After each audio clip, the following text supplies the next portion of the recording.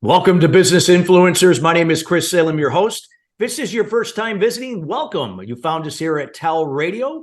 Also, our show airs on Apple as well as Spotify and our YouTube channel at talradio.org for business influencers. Again, here you'll hear many of our great guests each and every week sharing their words of wisdom to help raise your level of business influence to the next level, both personally and in your organizations of all sizes. And again, if you have any questions or would like to see certain types of content that have not yet been covered here on the show, feel free to reach out to us at chris@christophersalem.com. We'd be more than happy to entertain the content to see if it aligns with our audience and most importantly to you in helping to move your business and personal influence to the next level. Today's show is being brought to you today by Global Awakened Events.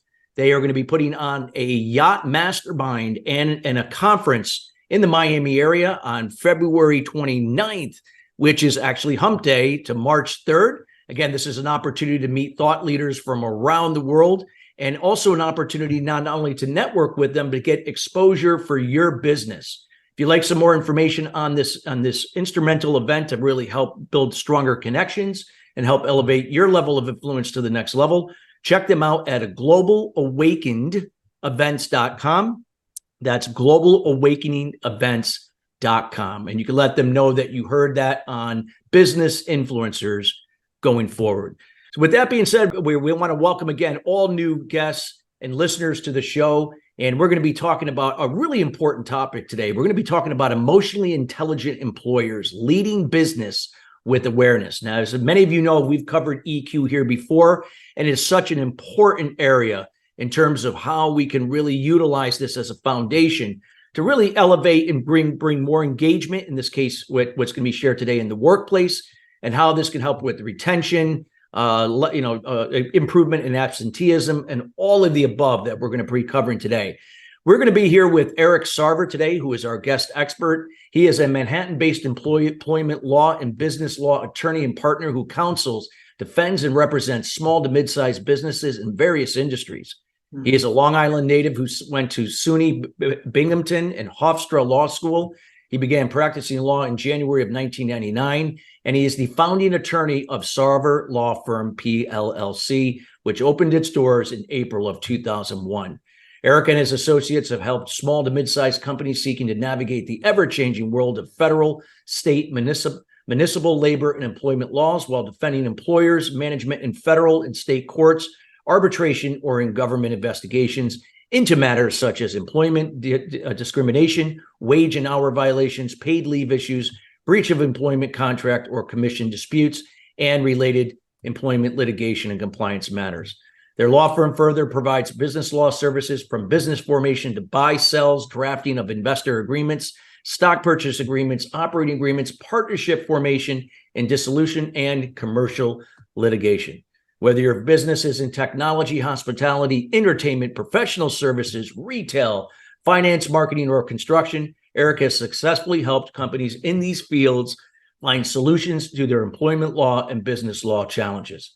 He lives in suburban New Jersey with his wife, Sarah, and young son, Nathan. He enjoys spending time with his family, playing guitar, karaoke, cycling, going to the beach, and going to the gym. And without further ado, we welcome Eric Sarver to the show. Eric, how you doing today?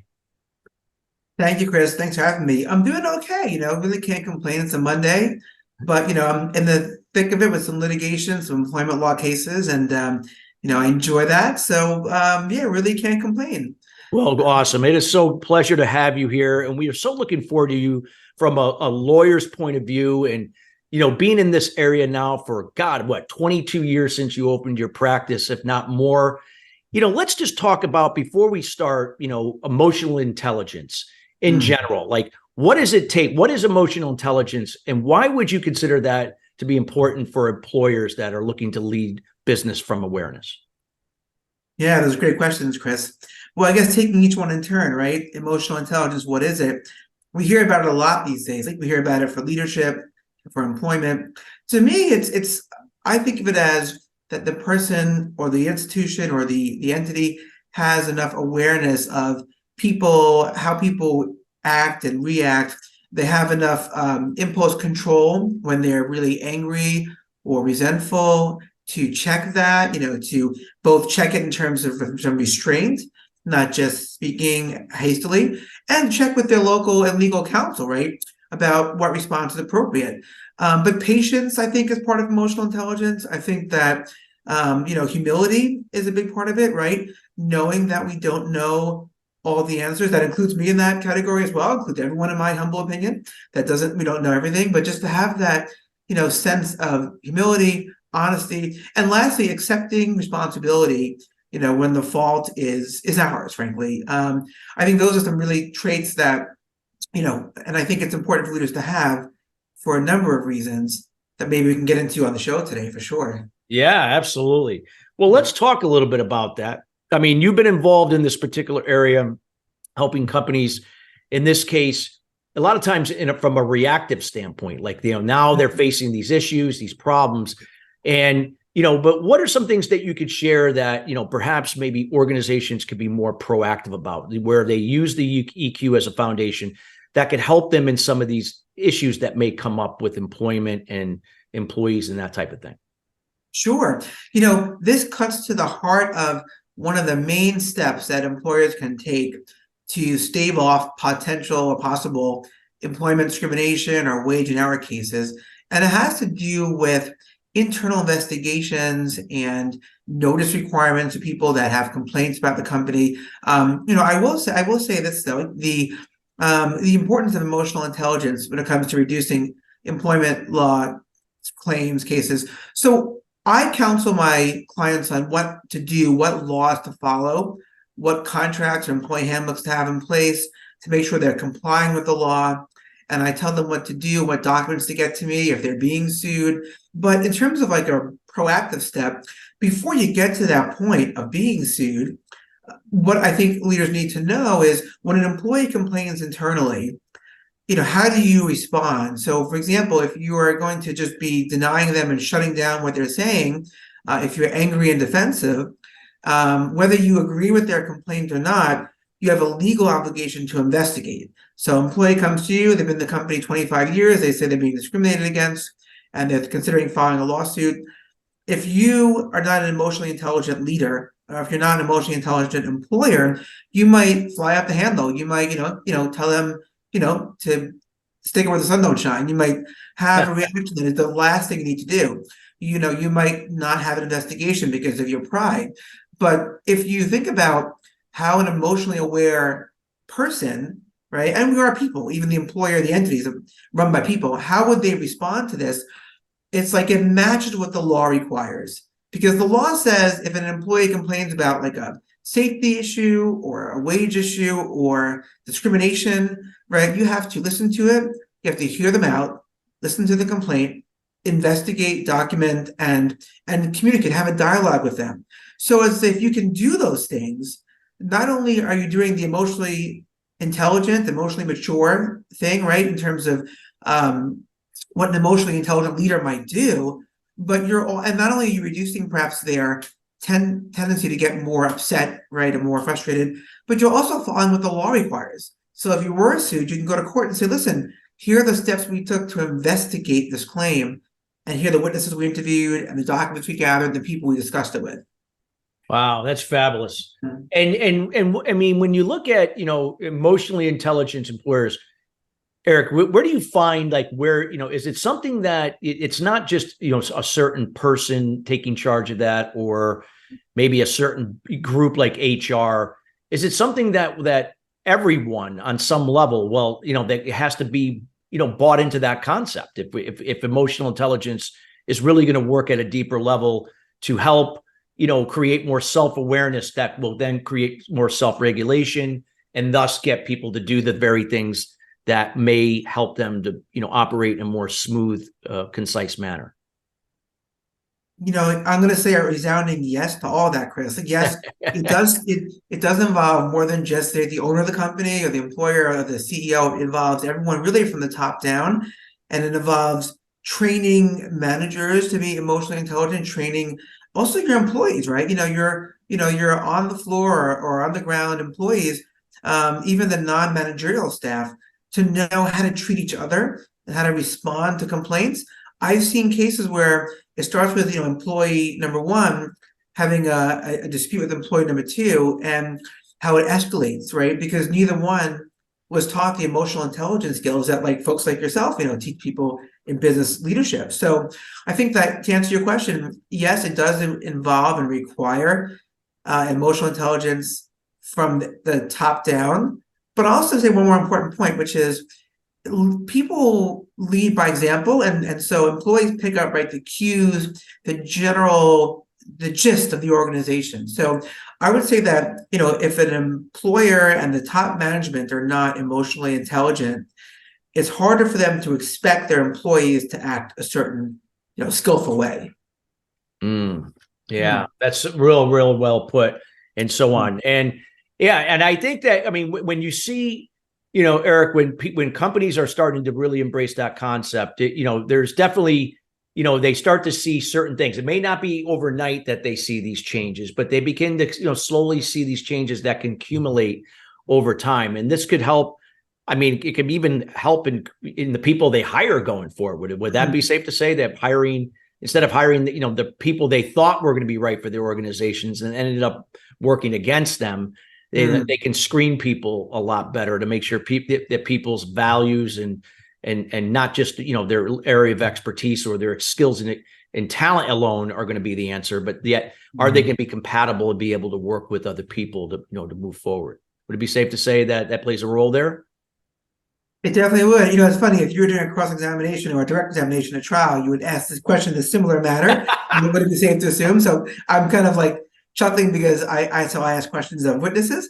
But you have a non-hostile witness here, a friendly witness. So I'm going to say yes again to that, and I'm going to add to it and say that when it comes to employees and emotional intelligence, like, there's, I think that in terms of recruiting, in terms of, as you said, right, Chris, vetting out the problem employees in advance, and it really does take like a focus, right, on the soft skills. And I think that what I'm seeing as a change, I've been practicing law, January will be 25 years since I've been licensed and barred. Hard to believe, but the time goes so fast. I mean, not hard to believe that I'm an attorney, that it goes so quickly. What time it does. I mean, I mean, it's hard to believe I'm 56. Technically, I got 9 years before I can officially hang it up if I decide. Right. And you're like, how's it happen? Well, I never would have guessed it. Great fit there. But but I will say that in terms of vetting and recruiting, yeah. And if you vet your employees correctly, and so you don't have workers who are problematic, poor communicators, impatient, impulsive, if you can avoid those people, you can hopefully retain and keep your good employees for longer, not have the revolving door, of problematic employees. What I've seen as an employment lawyer, Chris, over the years, I've had clients that are employers, right, business owner clients, who struggle with this. They really struggle with just either they lack the emotional intelligence to see red flags, and they're not humble enough to maybe hire a recruiter, internal, external, to help them to see red flags, right? So they hire, these problematic employees who, will work the system to try to find an excuse to sue them. They might they seize upon an innocent mistake, right, that was made. Let's say payroll was a week late. They might, I was corrected. They might call the Department of Labor, file a complaint, and then whenever they're criticized about their work performance, legitimate issues, they might say, well, this is retaliation, and I'm going to file a lawsuit. I'm not negating that some people are retaliated against, but I'm saying that, emotionally intelligent employees are less likely to be litigious and more likely to try to work out issues with their employer. And if it goes both ways, the employer is willing to work out issues and sit down and listen and reason things out. They might not be hiring me for litigation defense. They might be hiring me to maybe write their employee handbooks or, guide them through compliance or draft an operating agreement. And I do both, right? I litigate and I do, business transactions, and both are great. But I feel like when a client comes to me in that litigation stance, sometimes it's because they weren't emotionally aware enough to see problems and resolve them. Nice. Really great share, and so on. And, you talked about, like, earlier, it starts with awareness. Not only, well, obviously self-awareness is one of the big things with emotional intelligence, but awareness in general. Like, if people are going to be able to really understand, it's got to be with some kind of maybe, I don't know if it's like a lunch and learn or some kind of thing to create, at least get the point across, to give them an idea what emotional intelligence is, get them to kind of process it, and then what are the next steps now to start implementing this over time, starting with, each person in whatever role and duties they have, and to see, if in turn, if it begins to kind of, catch on, that people begin to embrace the process into their day to day. What anything you could add there that, or share from your experience that you find that is a great way to get people, create the awareness, but get them to buy in and move forward? Yeah, Chris, thank you for that. Great lead and great question there. What I'd say is that this is one of those areas, again, going back to what I think we were talking about a little while ago, where it's an area where what the labor and employment laws, require, right, coincides nicely, lines up right away with, or directly with, what the emotionally intelligent leader, let's say one of your clients, someone perhaps that you're guiding through that process, would do. So, for example, under like federal and state employment anti-discrimination laws, there are requirements that companies have anti-harassment training, right? And and sexual harassment training and awareness and discrimination training. And so it used to be that people would do these things to try to limit their punitive damages in certain types of lawsuits. But what we're finding is that the law requires this, right? And it's also a best practice, but it's also right up there with, raising emotionally intelligent leaders and emotionally intelligent middle management. You've got to have some direction. So what I would say is, if you have a course, seminar, a quarterly instructional guide, in person or on Zoom, that tells people how to be, compassionate and listen and understanding and report things that are wrong and speak out, you can also work that into what the law requires. If you see harassment in the workplace, right, report it. If you are a manager being told that someone is, let's say, suffering from racial discrimination, what are your obligations as manager? To go to HR, to file an investigation, right? To not ignore it, to not bury it. So there, I just think it's one of those things where what an emotionally intelligent leader could do lines up nicely what they're required to do. So well put. Well done. Yeah, absolutely. And so on.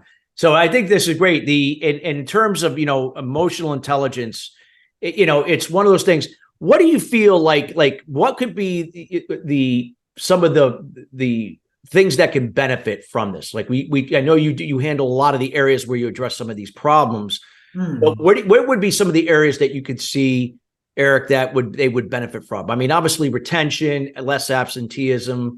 Sure. Is it going to, what does it help with productivity, efficiency, other things? Anything you'd like to share? Yeah, it's funny, Chris. I meant to add that to my last answer. It came to mind as you were starting to talk about, productivity and morale.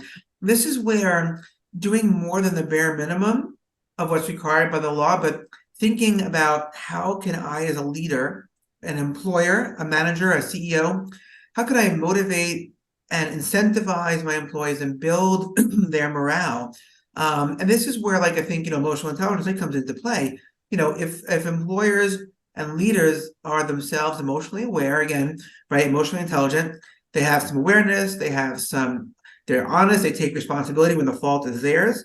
They try to make things right when they've made a mistake.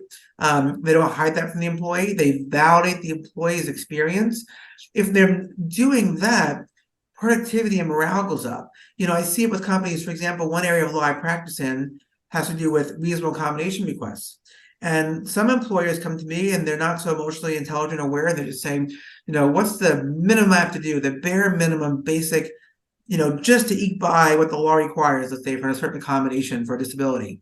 And I might tell them based on their financial hardship status, whatnot, but I might also encourage them, if you were an emotionally intelligent, emotionally aware leader, you would say, what, I want to do more than the bare minimum. So I'm going to grant this employee's request, which I can easily accommodate, because it'll boost morale. So my point is, when you show your employees that you value them through hearing their requests, hearing their complaints, bringing them together, and fostering communication, you are likely to incentivize them with higher morale, higher productivity, and then therefore fewer sick days, less burnout, right? Less time off, for things like back problems and issues.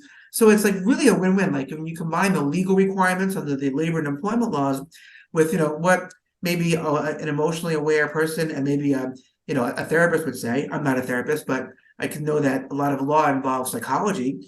You can really run a successful business. And I think we're seeing a trend in the last 20 plus years. I saw a lot of companies, 20 years ago, all about the hard skills, right? Who has the most sales, the best revenue generator, who can, dot those I's and cross those T's perfectly. But now we're seeing that employers look to all those emotional awareness, emotional intelligence skills that you and I have been discussing. Yeah, no, so important. I love that. And what do you see, like, if based upon your experience, do you find that it's harder or easier? It could go either way with a small business, or like when you start getting into like larger. When I say larger, like anything over 50 people now, like 50 to 100, now 500, then 1,000, and then of course into the thousands. Obviously, I would think that more people you have, it's going to be harder and longer, but I could be wrong. So I wanted to find out, what do you find is like the best, like where you find that, where you can implement these principles in an efficient manner? Yeah, it's a really good question. It's a really good point, about is it the size of the company that makes it harder or easier to implement and put into effect these principles of emotional intelligence in leadership and emotional intelligence or is it something else? You know what I found representing employers over the years, whether it's in compliance or writing their contracts or defending them from wage and hour suits or breach of employment contract suits or what have you, I find that the smaller companies are sometimes, because often they could be family run, and you might see or witness some very dysfunctional family dynamics at play that gets then put on the employees. And because some of them don't know about some of the HR practices and requirements, I found that more small companies, believe it or not, struggle with this concept, of having emotionally intelligent leaders, people in C-suite or in senior management level positions, and I find that they struggle with implementing these changes. Because think about like a large company, they hire outsourced consulting for DEI, that's diversity, equity, inclusion. They hire people for morale building, employee relations, and they know they're supposed to do these trainings per law, and they know it looks good also on their website to talk about that. So they tend to have more of these things in place. So I do find small companies struggle with this, and I think that's maybe the reason why, perhaps. Yeah, no doubt. It makes total sense. Mm-hmm. Yeah, no, great for sharing there, and so much of it. But anything that you have not covered, Eric, that you feel that should be mentioned here, that you think would be very important for the listeners, those that are running small businesses or working in company settings where they have some I guess doesn't necessarily mean they have to have the authority to make those decisions, but can be an influence in their organizations to why EQ could play a valuable role in building the foundation to lead better from awareness. Sure, it's a good question. What else would I add? I mean, we covered a lot, which is great. We covered, I think, a good chunk of a lot of the ins and outs, dynamics, and what's involved, and what defining emotional intelligence and why it's important for employers. What are the negative consequences to avoid, like litigation or possible fines or penalties from the Department of Labor, or also what are the positive things like employee retention and incentivizing employees. I would just add that part of emotional intelligence involves identifying problems and not just burying them, right? Not just putting them out of sight, like burying your head in the sand. So that's when I think it's so important. If you as an employer, you as a business owner out there, are having a problem with employees who are complaining about issues in the workplace, safety, or hostile work environment, it's so important to get in front of that right now and not just bury it or deny it. And so I think that emotional intelligence, I would say, for business owners is really taking an honest look at what's happening in your workplace and then asking for the help, right? You need. So maybe you're hiring someone like Mark Roberts and like my HR department out there, to help them with the HR employee relations. And maybe you're looking to me, you come to my practice and I can talk to you or my associates, and we can really get to the bottom of what's happening, especially if you're in New York State, right? If you're or New Jersey. So I think that I just add that point, that part of emotional intelligence is not just in leadership to avoid problems, but when a problem comes up in the workplace, how do you as a business owner, a CEO, an employer, a manager, how do you handle it? And how do you ask for help? And that's what Yeah. I'm here to do, to help people without judgment, Well, I love that. I love what you just Mhm. shared there, and it's so true. Such critical information. I know we're towards the end of our show, and I know this is a topic we could definitely expand on, and we'd love to welcome you back for a future show. We can do part 2 or perhaps something equivalent to what you shared here. How can people get to know more about you personally, and then also Eric Sarver Law Firm, and all the things that you do to help organizations from small to mid-sized companies, and what you're up to, or anything you would like to leave here with the audience? Sure, thanks, Chris. Well, let's see, the first part of your question, how do people maybe get to know me or reach out to me or contact me, learn what I'm doing, what I'm up to? You can go to my firm's website, which is www.sarver, S like in Sam, AR, V as in Victor, so Sarver dash or hyphen law, LAW.com, the Sarver-law.com. You can also, there I'll have some workshops I do, seminars, any speaking engagements, etc. You can also go to my LinkedIn. I post lots of articles and videos of new events and new laws to follow. So you can follow me on LinkedIn, either under Sarver Law Firm, PLLC, or under Eric Sarver, ESQ. You can get my LinkedIn also is www.ericsarver.com, ERICSARVER.com. You can call me too. My office number, I pick up, best number to reach me at directly is just 917-930-8684. And you can email me at ems@sarverlawfirm.com. And those are the ways to reach me. And then what I'm up to these days, mostly I'm bringing my TV, my radio show and video broadcast, I guess vodcast, Employment Law Today, back on a private platform, my own platform, where we have discussions of these issues. I'd love to have you, Chris, on that show. Oh, count on it. Absolutely. I'd love to share insights. Wonderful. Being also in the area of EQ, you and I could talk for Yes. hours on this. Yes. I mean, I know you have a lot to share about that from your perspective. I'm coming at it as an employment law attorney, how do employers benefit? You're coming at it also in how do leaders and employers benefit with productivity and what it was about. And so I think that, that comes up a lot. I share any articles I might write, in terms of, so I'm working on a lot of employment litigation cases that, again, I say to myself, if this were an emotionally intelligent person, would they be hiring right now to file this motion to dismiss and go through this case, or would they maybe have been able to resolve things amicably? And you can't always. I want to make that point too. The last thing I'll say is, you can be emotionally intelligent. Sometimes you just, problems happen, you deal with them. But I think it's important to know, like, this is such an important area, and it's a really valid topic to be discussing these days. Great. Well, Eric, thank you so much for taking the time out of your busy schedule. I know you got a lot of things working right now, and you came on the show, and we can't thank you enough for your expertise sharing with us today. Chris, my pleasure to be here. Thanks for having me. Again, really, it was a welcome break in the day. I've been doing some litigation work on a case since about 8:30 this morning. So I welcome this, like a little change up, to actual this connection. So thank you for having me. Oh, our pleasure. Thank you so much.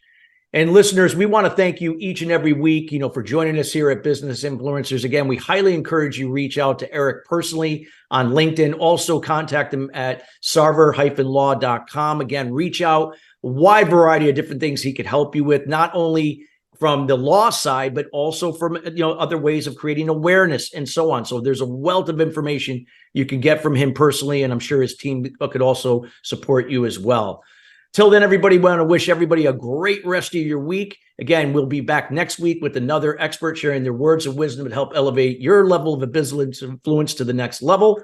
And we'll see you next week. Have a great day.